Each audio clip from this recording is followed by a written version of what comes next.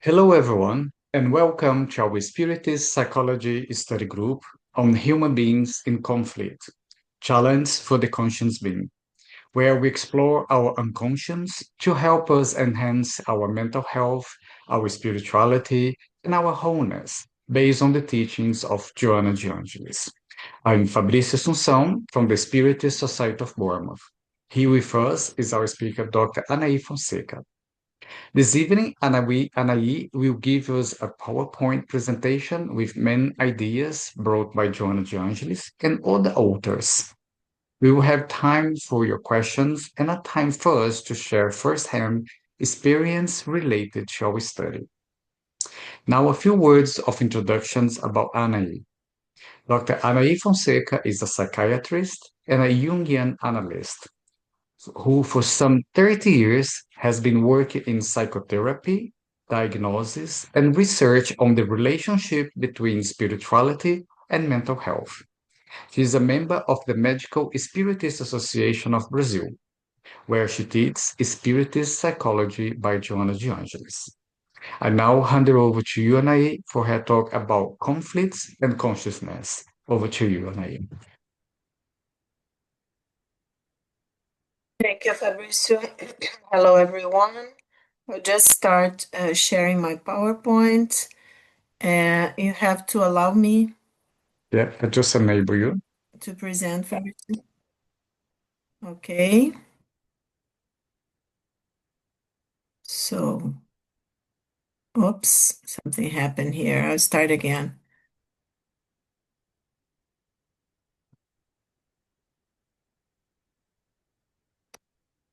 There's something going on. Just a second.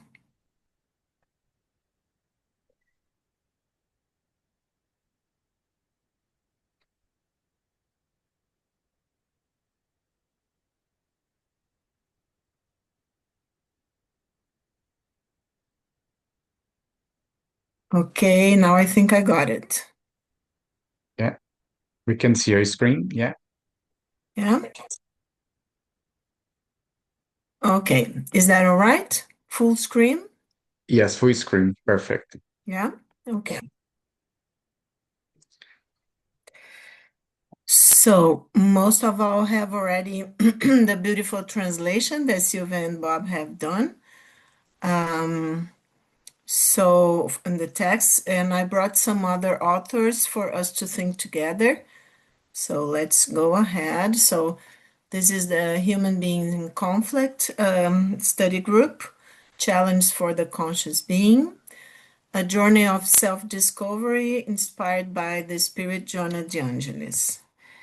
And this book is Moments of Health and Consciousness by Joanna and Divaldo Franco from 1991.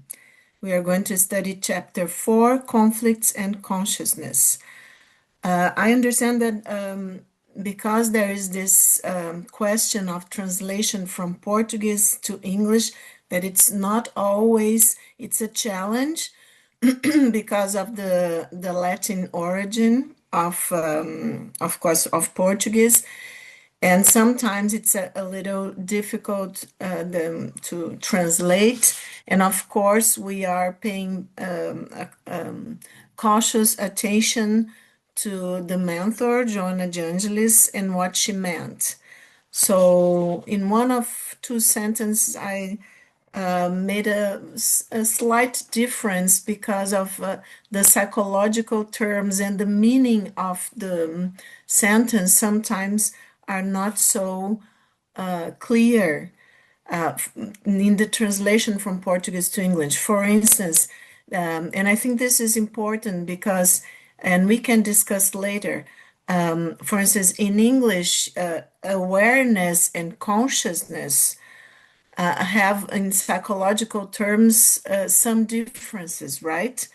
Like consciousness is broader than awareness, and we can discuss later. So I prefer moments of health and consciousness than awareness of, health or awareness when we are talking about consciousness. We can discuss this later, okay? But just keep in mind that there are some differences between awareness and consciousness in psychological terms is broader. It refers also to the subjective experience that we have with our perceptions, and events and the awareness of events and objects, right? And sensory patterns. So this is all awareness, but consciousness is broader because involves the subjective experience and deeper reflections. Okay.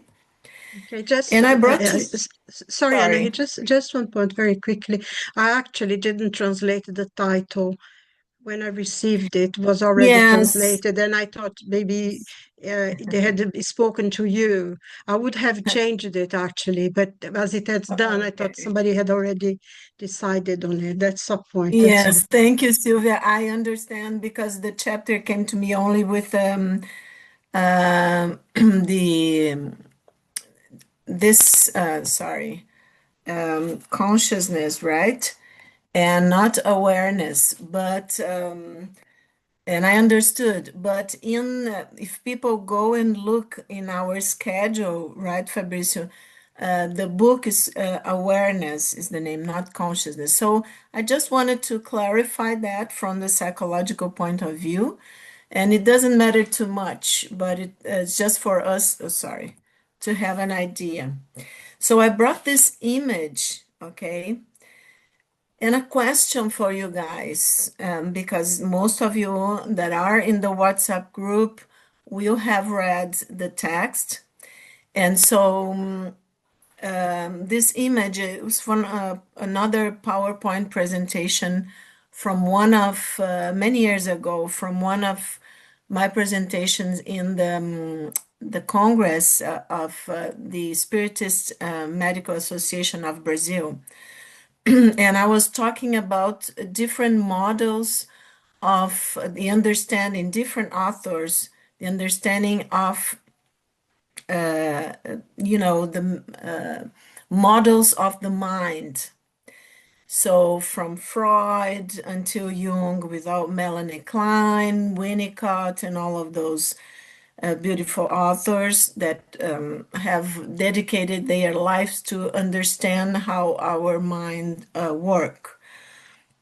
So the question here that I think remember this picture and I wanted to bring to you and some other slides because Joanna is, she's asking us to, to pay attention of consciousness and health, right? And conflicts. We are talking about that today.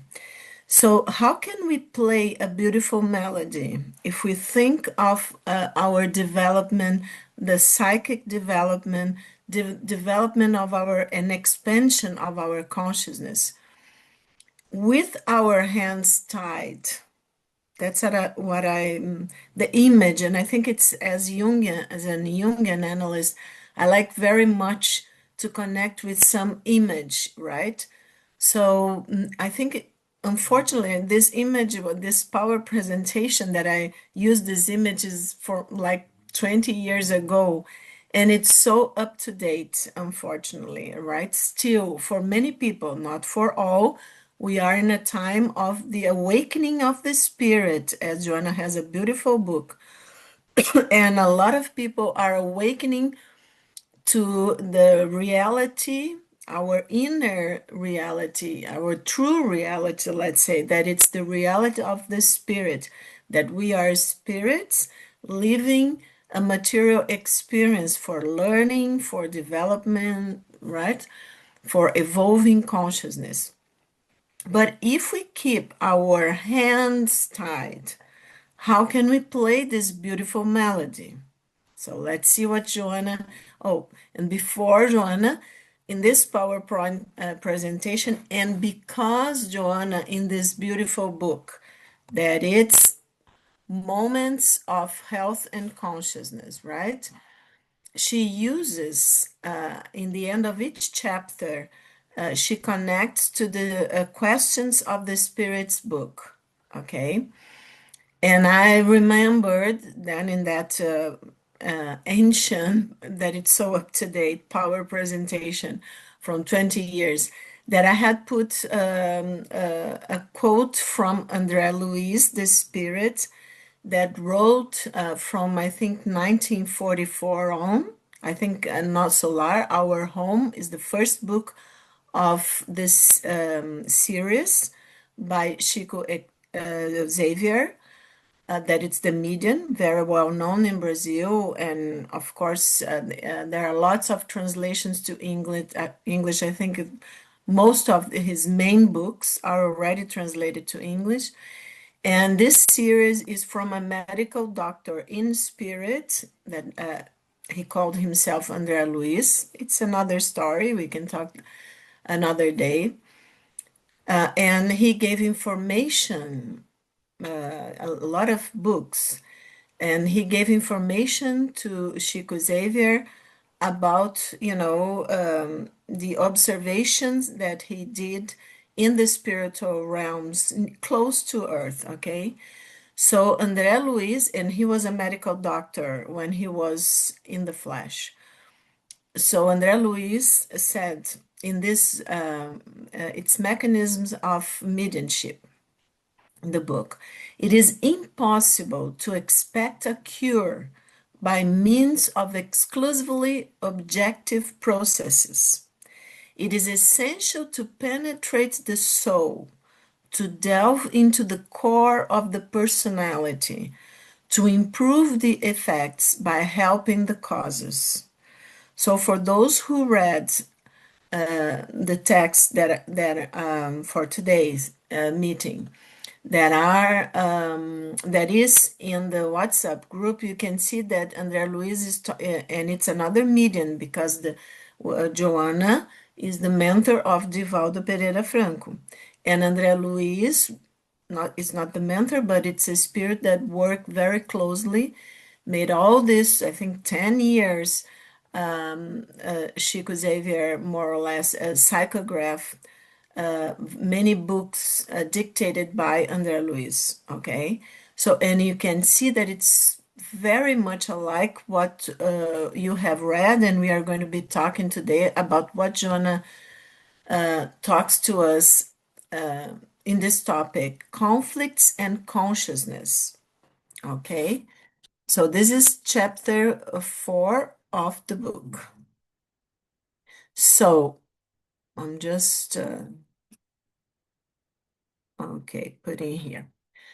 So Joanna says that all the processes of anthropological evolution and the psychological acquisitions of the individual in the form of lived experiences lie dormant in the foundation of the unconscious.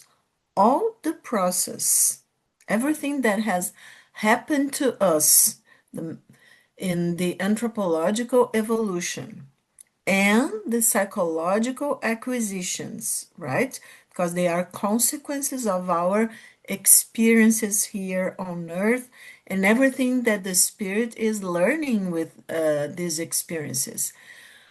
So everything that we as individual have experienced lie dormant in the foundation of our unconscious, according to Joanna. Every time that one of these experiences could not be assimilated and has been stored in the deep archives of the unconscious, it will remain with the possibility of emerging from the framework where it sleeps, reappearing as a conflict. Conflicts also result from unsatisfied ambitions, frustrated desires, and intimate manifestations that have been repressed without the help of reason.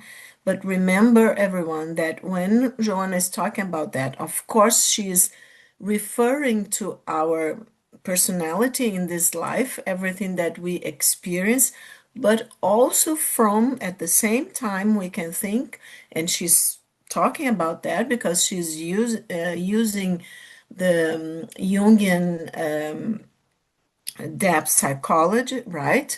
and the collective unconscious, the concepts that Jung brought of the self, capital S, our higher self. So also she's talking about our evolution as spirits and our previous experiences, both at the same time. So she says the individual freeing himself from the legacies of primitivism is on the frontier of instinctive habits and the discernment of what is feasible for him to accomplish. So just keep in mind that John is talking that we are on the frontier of instinctive habits. And we are going to talk a little bit about Freud. And Freud was a neurologist, and he started studying fishes and other animals to see the reflexes and, of course, instinctive habits, right? And making this comparison with us and our physiology and our drives. Remember, we are going to see a little bit about that. And John is so saying that we are on the frontier of instinctive habits and the discernment of what is feasible for all of us to accomplish. So when John is talking about discernment, so she's talking about higher functions, right? Not only what is instinctive and the drives that we have in our psyche, what is primitive, but evolving to this discernment of what is feasible for us to accomplish. Adapted to automatic phenomena, the individual does not always have the moral strength. Then when we are talking about the moral strength, we are talking about a part of the ego that is mature already, for instance, but we are also talking about the spirit within each of us, right? What our self, our higher self, already has accomplished in terms of morality, but not our day by day morality, culturally conditioned, but spiritually developed, already developed. So let's go again. Adapted to automatic phenomena, the individual does not always have the moral strength to overcome limitations from which uncertainties and doubts are born that turn into complex emotional conflicts, right? Ingrained behaviors and insecurity are hidden in the panels of the unconscious and remain in the individual in the form of tormenting impulses, disturbing complexes, tending to make the person who experiences their constriction unhappy. Conflict is the chiaroscuro, the black and white, the certain and uncertainty of what to do or not to do, always leaning towards imbalance and affliction. Not understood, it becomes an emotional expression of maladjustment, somatizing organic dystonias that open space for the installation of various diseases. Here, John is talking about somatic disorders, right? Psychosomatic disorders, and we are going to be talking more about them. And I will bring to you other authors also in our next meeting. So, a vigorous parasite, Jonas says, the conflict must be identified for later elimination. Anytime something presents itself as dark in the area of emotion, out of fear, ignorance, pressure, or weakness, it can later become a conflict. So let's pay attention to our shadows, right? What is still dark in the area of our emotion, because our emotions, that we're going to be talking more about that in the Congress in September in England. So our emotions, they signal, right, to what it's already light in us, but also what it's still dark darkness within ourselves. So, what is shadow aspects of our psyche? So, however, there is only conflict when the conscious lacks discernment and still obliterated, allows itself to be led only by intelligence or instincts, remaining without direction. So, for instance, people can have a little doubt about that, about this sentence, but let's understand that Joanna talks here that we should pay attention to what's dark within us, because what's dark, what makes us suffer, right, shows usually itself as difficult emotions, envy, jealousy, rage, right? And she says also fear, right? So difficult emotions within ourselves shows us that, well, this, I have a conflict here because it's something dark. It's a shadow aspect. Remember, people, that when we are talking about shadow, according to Joanna and Jung, we are talking about some topics, some things, some experiences and emotions that the ego represses, right? And sends back or sends right to our unconscious, our personal unconscious, because it doesn't fit well. It doesn't, the consciousness, our ego, doesn't want it to show to the outside world and doesn't want to pay attention also to this shadow aspect, right? And this, of course, is a weakness and it's an ignorance, because we have to face our own shadows. Otherwise, we don't mature. Our personality doesn't develop well. We have a lot of conflicts and neuroses, right? So Joanna says that, however, there is only conflict. So we're talking about conflict and consciousness. There's only conflict because then consciousness is involved. To have a conflict, of course, consciousness is involved because it's trying to understand what's going on, that it's making me suffer. So, however, there is only conflict, according to Joanna, when the conscious lacks discernment.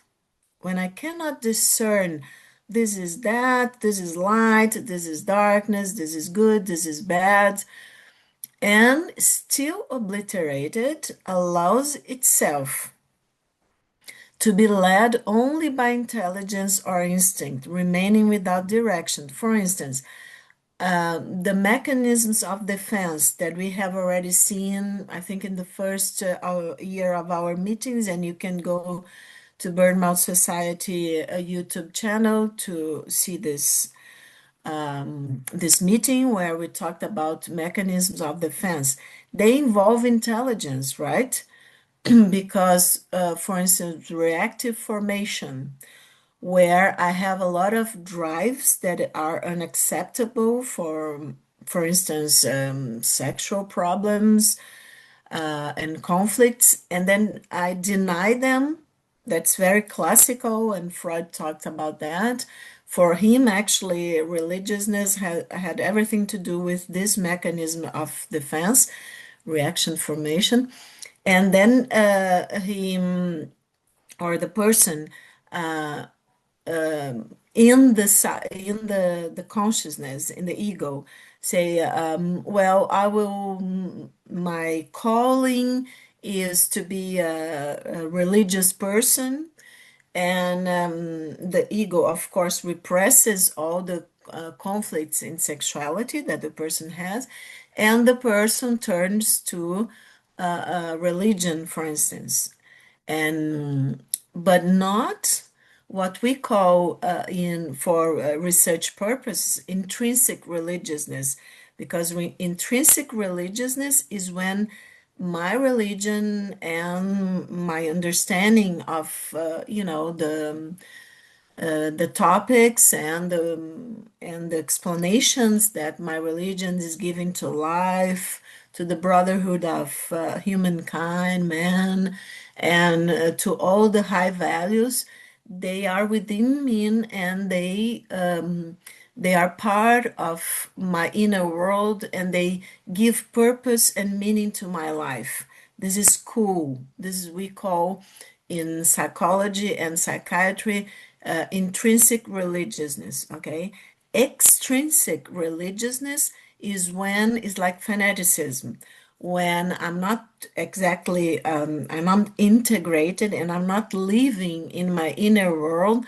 My religion is not a path to health and to development of my personality and the high values that all religions and philosophies that talk about high values morally and ethically, they lead with them: compassion, gratitude, love for one another, peace. Okay, so and I live my religion only worried about outside world and what people are thinking about me, and if I look good, saying that this and accepted by my community, well, then this is we call extrinsic religiousness, and many times it leads to fanaticism. Okay, just to make a comparison.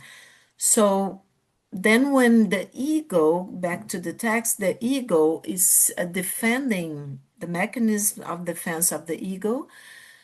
So when the ego is defending itself from these drives, from a conflict, right? Inner conflict, then of course I'm in conflict and I'm not paying attention, and I'm not integrating, and I'm not going, then I will have symptoms, I'll have somatic disorders and things like that. And instinct is basic because the id, and all the drives that are coming also from the unconscious. So that's what I think, Joanna, and we can talk more about that in our discussion. Okay, then it would be a lack of discernment, because she's talking about higher consciousness, expanding consciousness. Then the conflict is there in the unconscious. And even if I'm really intelligent and I know a lot of psychology and psychoanalysis, and of course, sometimes all this knowledge is going to serve me only to defend myself more of my shadow aspects and my difficult emotions and things like that. Okay. Well, then I brought to you, because Joanna, let's just go back here. So she's talking about conflict and consciousness. And you see that she's talking about the conflicts that we live in this personality, but as I told you before, you can always, when we are reading a text by Joanna, you can always read, even if she's not saying at that exact moment, she's talking about the ego, for instance, but you will see that she's always giving the perspective of the higher self, the self, capital S, of Jung, analytical psychology, and the spirit, because she says that Jung's self is the spirit. Okay, so you can think both ways, our personality here, but also the evolution of our spirit, of our spiritual consciousness. But then I brought to you, this is from that previous presentation from almost 20 years ago, and I was talking also about this new medical spiritist paradigm, sorry, because Joanna is bringing, remember, she's putting together the concepts of Jungian psychology, okay, using the collective unconscious, the archetypes, the self, and but she's also putting together the Spiritist paradigm, the Spiritist knowledge. So I thought this it would be interesting. I can't remember if I have shown you this in previous meetings, but for people who haven't seen this, that's a line in time, right?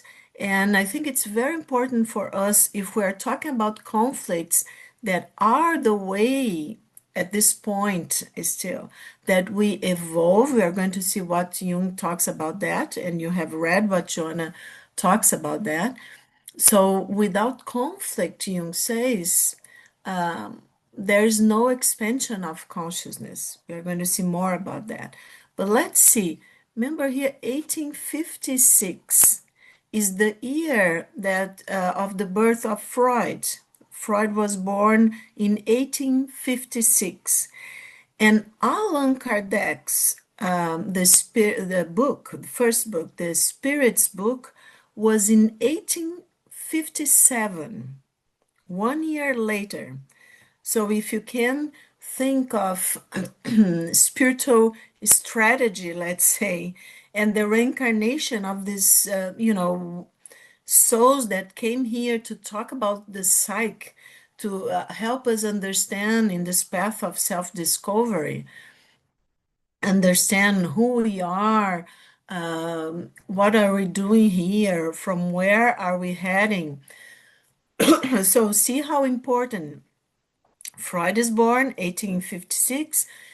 Allan Kardec writes his first book, the Spirits book, codifying Spiritist knowledge in 1857.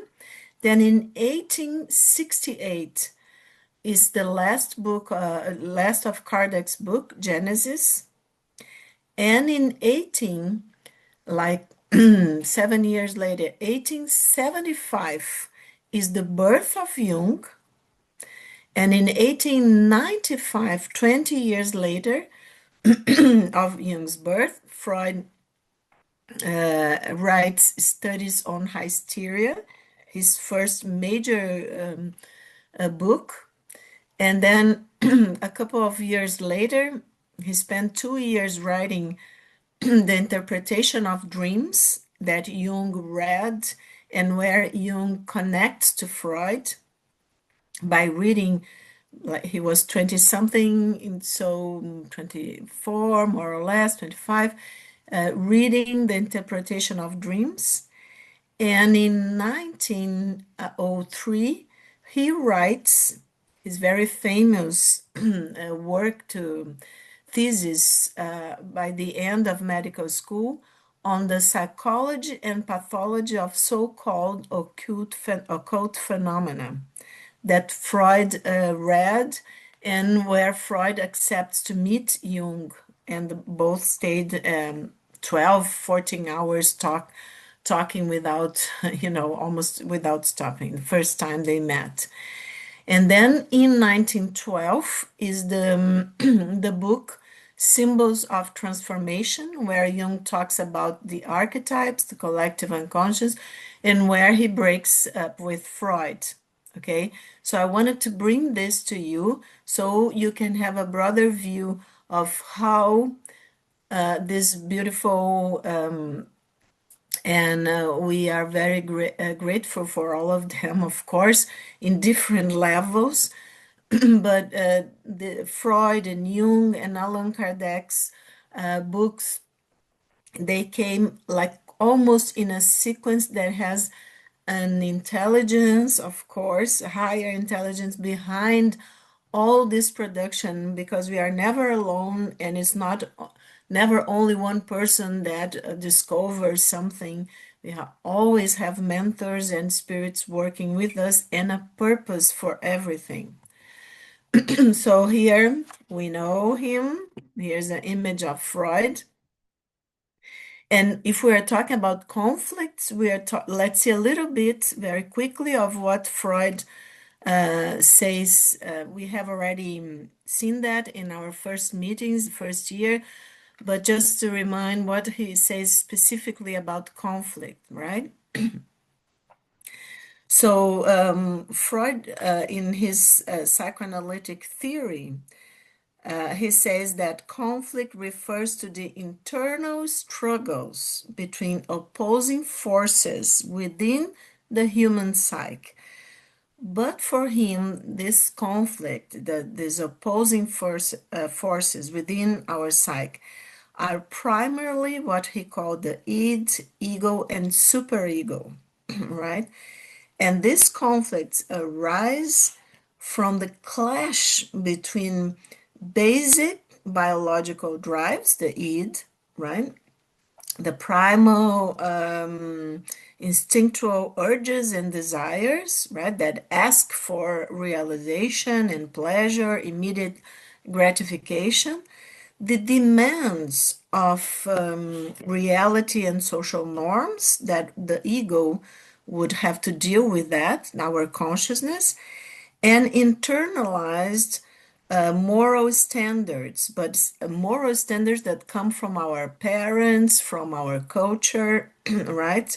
That he called, so the part of the psyche that deals with that, the structure would be the superego, right?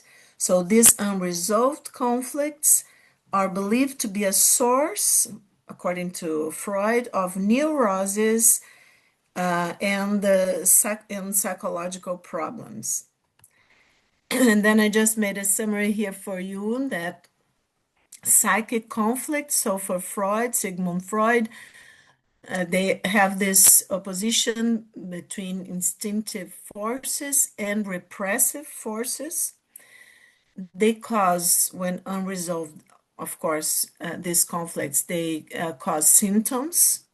So, and symptoms for Freud are symbolic representation of these unconscious conflicts.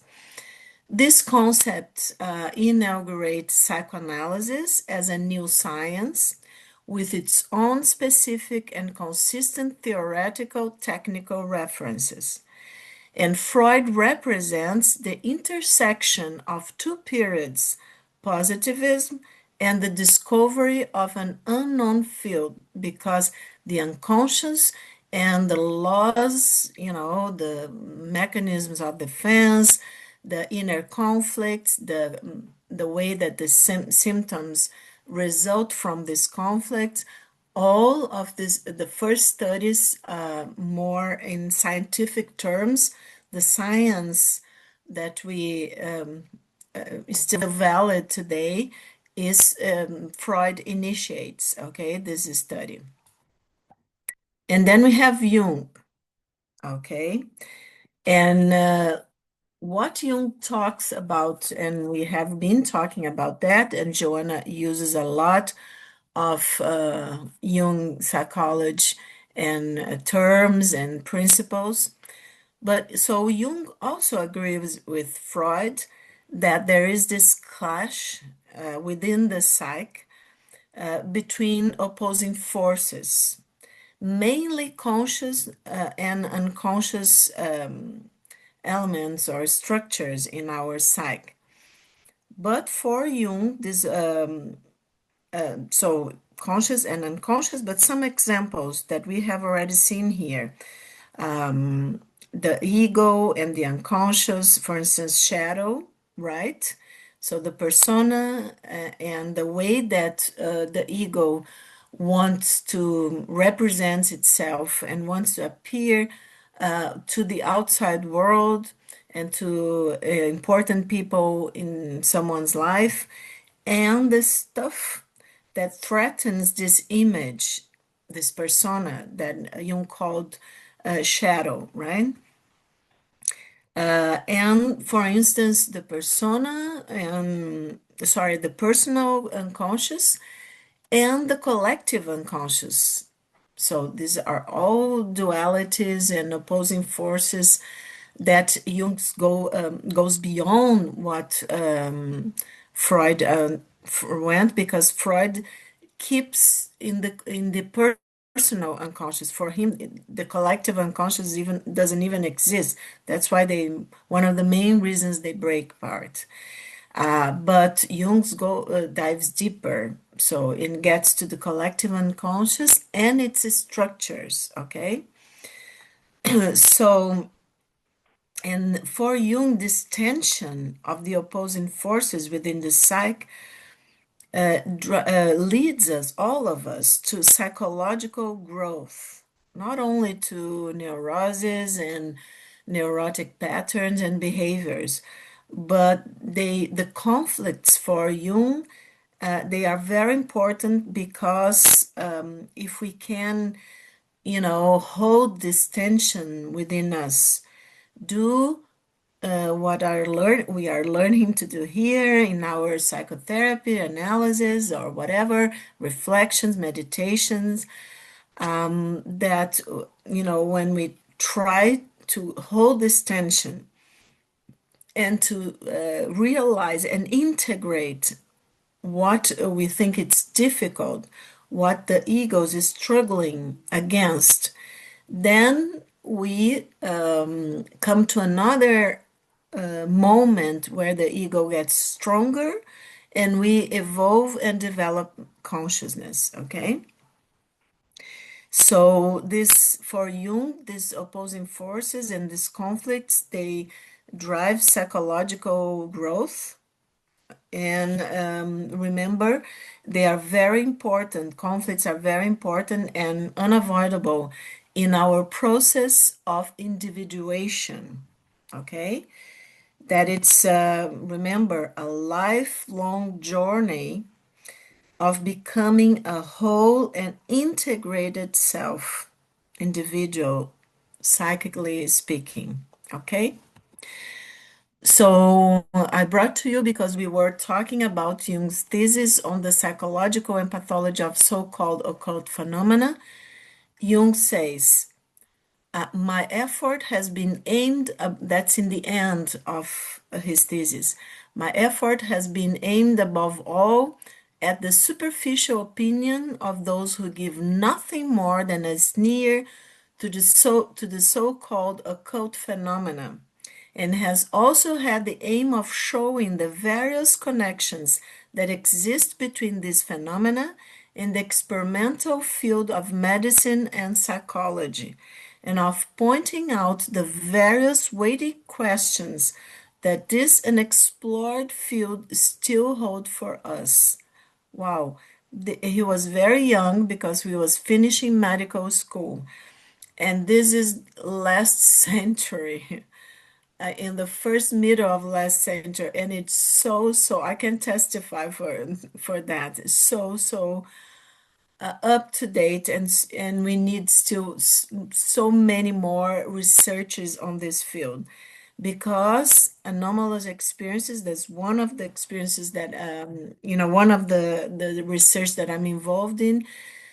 They make our consciousness, they have this development, let's say psychically, in our psyche, to bring us conflicts, because if we have a near-death experience, if we have visions, if we have mediumship, of course that we are going to get in contact with perceptions, with experiences that the ego many times doesn't want, or is not prepared, or it thinks it's not prepared to deal with. But they are so important to pay attention to development, for the development of our personality. And in 1912, in Symbols of Transformation, the book where he he breaks up with Freud, he says the soul is not from today. Its age is many millions of years. Individual consciousness is only the flowering and fruiting of the season. So he says that we all have a spiritual affiliation, in other words, but he's saying that, and that the psyche has a finalistic character, has purpose, and it's going somewhere in terms of development. The soul so has a purpose and a direction in its evolutionary journey. Okay? Then back to Joanna. So she says the human existence is a constant challenge Every challenge requires effort for the struggle. When the individual retreats in an attempt, he loses the opportunity to affirm his values to the detriment of his personal growth. Obstacles and hard to grasp concepts are skill building tools. Every time an action is restricted or a situation is not understood, the individual blocks his ability to create and loses himself in a maze of fears and uncertainties. It is up to him, therefore, to think before acting, to measure the possibilities and create, working towards his inner improvement, which is responsible for the psychophysical harmony of his evolutionary process. Consciousness, according to Joanna, broadens the horizons of thought, providing, I think this is so beautiful. Pay attention because it's so beautiful and profound. Consciousness broadens the horizon of thought, providing real health, which is expressed as balance before the cosmos. Given that the individual is a cosmos in miniature, he is governed by the same laws of the great universe. From this perfect interplay between the small and the great focus, harmony arises, which is its noblest manifestations. So I think some of you that have read some principles of Hermes Trismegistus, that Jung talks about him in his collected works many times, couldn't help to connect what John is saying here to the principles of the Emerald Tablet, right? Given that the individual is a cosmos in miniature, he is governed by the same laws of the great universe. Let's put the sentence in the fridge. Some sentence of Joanna I like to put in the fridge so I can look many times, at least in my inner, here fridge, let's say, okay, so that I can see. Don't leave my mind. And I just brought to you an image of the Emerald Tablet by Hermes Trismegistus. And the principle that Joan is talking about, of course, in different words. This is an English translation of the version. I cannot say the name, Jabir, that's a Muslim alchemist from the 18th century. That translated, of course, this is the orange is unknown, right? But of the Emerald Tablet and the Hermeticus, Corpus Hermeticus, right? The texts of Hermes Trismegistus. And he himself is a legendary figure that mixed, I think many people know, but for those who doesn't know, he mixed the Greek god Hermes and the Egyptian god Thoth, right? So it's lost in time. It's a legendary figure, but the concepts that came to us. So look what Joanna. That's why Joanna is great because she goes further. But we have to pay attention to her sentence to see the text behind and to expand our consciousness for the many images that she's and authors that she is suggesting to us. So the only these two sentences, because there are many more in Emerald Tablet, but I just wanted to bring this because it was so connected to what Jonas said. That which is above is from that which is below, and that which is below is from that which is above, working the miracles of one, as all things were from one. Okay, that's a very non-dual teaching that came to our times through the text, an emerald tablet, and the corpus hermeticum. So back to Joanna, the conflicting phenomena that are manifested in the individual behavior and emotion are effects of the stage that the reincarnated spirit finds itself. Now she goes right to the point of the higher self, self capital S, Jung self, that she says is our spirit. So, and you see that the conflicting phenomena that we manifest in this life are effects of the stage that the reincarnated spirit, each one of us, find ourselves, right? The organism molding itself to the subtle spiritual apparatus reflect the need for progress that characterizes it, impelling it to the incessant intellectual moral transformation, its aim, its search. Furthermore, in view of the historiography, sorry, it's Latin, right, of his past, the individual still suffers conflicts that are suggested and transmitted to him by his followers or by the spiritual victims of his past journeys, which death has not annihilated.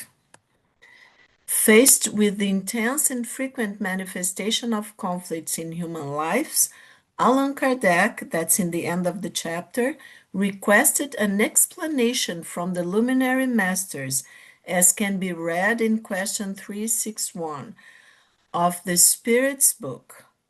Then Kardec asks, from where does man's moral qualities, good or bad, come from?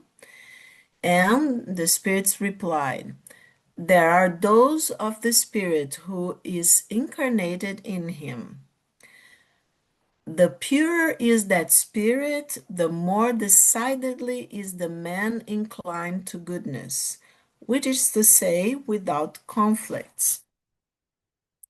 And to end this presentation, I brought the mechanics of mediumship, that is translated to English, that is Chico Xavier and Valdo Vieira, both of them. Psychograph André Luiz in this book. And in this book, André Luiz says, behind mental imbalances, so all our conflicts, whether of ideation or affectivity, of attention and memory, as well as behind classic illnesses such as schizophrenia, there remain the disturbances of the individuality straying from the path that the divine laws indicate for moral evolution. So I will stop sharing now so we can have time for questions and also the time for our exercise, right, Fabrizio, of talking without recording. Okay, so we're moving on to our questions and answer. If anyone has got any question or would like to interact with the group, please raise your hand. And if not, we can stop the recording and move on to the more private session between us only. Anyone want to ask any question before we move to the next session? Okay. So I will take that as a no. I will say good night to the ones that is listening to us, or they will be listening to us later on. And I ask everybody else to stay where you are. And I'm just going to stop the recording now. Thanks for being with us and see you soon. Bye for now. See you soon. Bye bye.